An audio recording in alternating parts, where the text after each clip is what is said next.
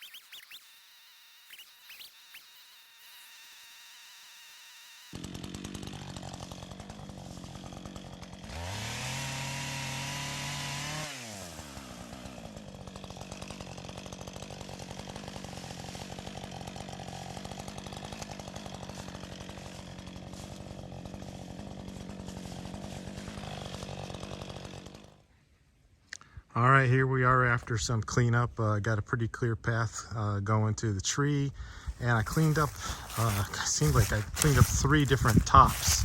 So this must have been multi-stem up top, and I cleaned up at least 3 of those tops that had fallen off to the side and were either going to be in the way or pose a hazard because they were kind of just hanging over where I need to be to saw the tree.